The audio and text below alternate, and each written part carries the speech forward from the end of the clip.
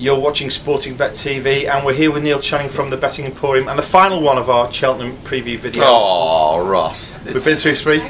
We've been through some tough times together. And we're tired today. Look, we won't go into why we're tired, because it's a long evening in Devon. But we'll go into this final video now, Neil. Obviously, before we go into it, the Betting Emporium is obviously going to be busy over Cheltenham.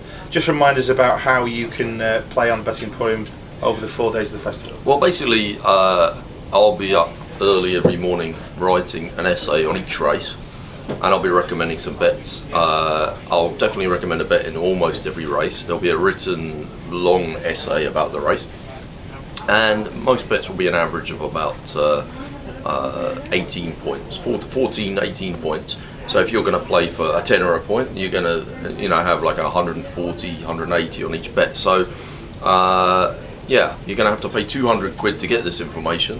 And last year, if you'd have paid, you'd have found Lord Windermere, you'd have found the Triumph Hurdle winner, you'd have found the World Hurdle winner, a couple of other winners. So it'd been well worth it. On that basis, it's cheap. So well, I don't know. Take it out your winnings. That's what I say.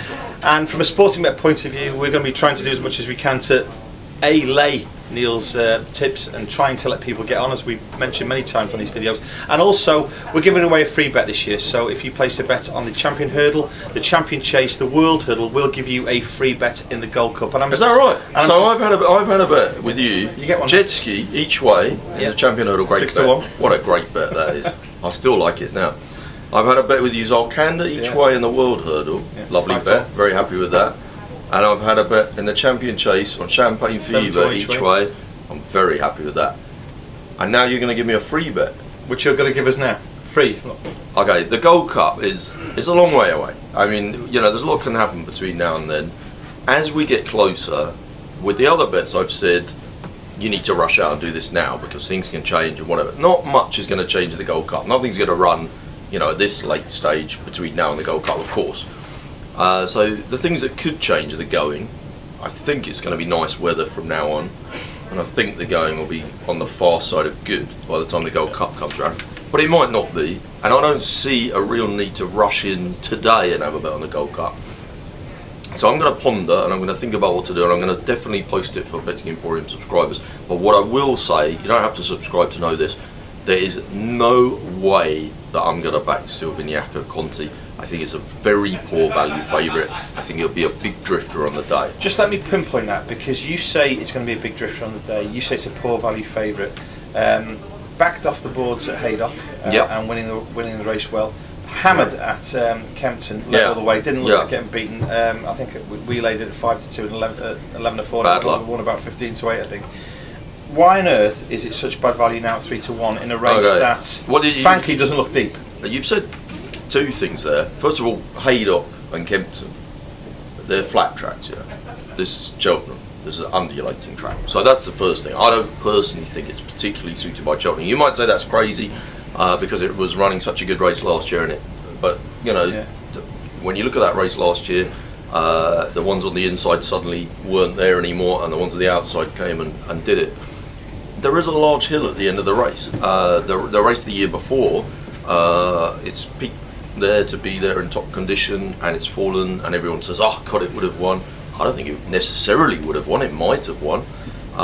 So no, I just think that there's a lot assumed in that. Also, this is the third year that Paul Nicholls has had to get this horse to its peak to get to the race. Now, he's a brilliant trainer, and he would tell you that this horse has had problems with ulcers and various other things, and he's got it sorted now, and this is the best it's ever been.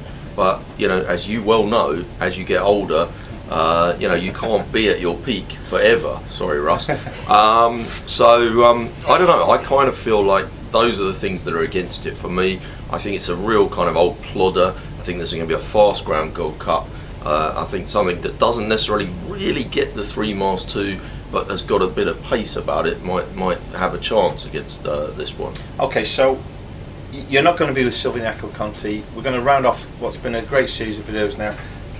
Tell me just in a word, if you can, you'll probably commit on the day. I know that's the way the Betting Emporium works, that's the way you work, but is there anything at the moment, we're kind of a week or so away, is there anything at the moment where people watching on TV can get involved? If I have my free sporting bet and I was inclined to back Collingwood lock, which I personally am probably not, I might do that now if I had to bet one now, because that can only shorten up. I mean, Tony McCoy, you know, it's about, what is it, 8-1 with you guys right now? I mean, not hard to see that going off at 5-1.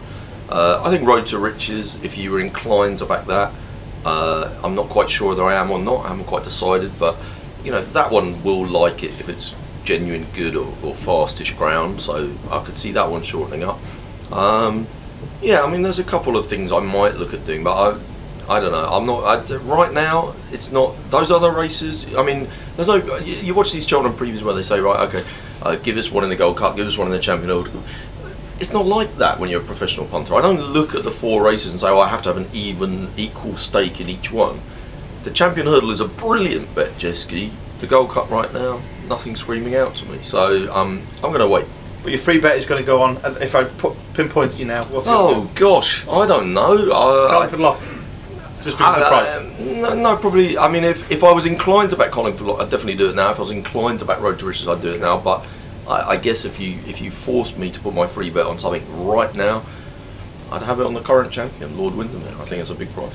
So that summarises 4 videos for Cheltenham. Thanks to Neil from Betting Emporium. You can obviously check out all of his action at the Betting Emporium over the 4 days of the festival. There'll be guaranteed to be some interesting tips and analysis from him and his team there. And thanks to you guys for watching. We're going to be here all the way through Cheltenham. If you want to bet with Sportingbet, get in touch with us. We're certainly here to lay a bet. But for now, from me, I'm Neil. Good luck for next week.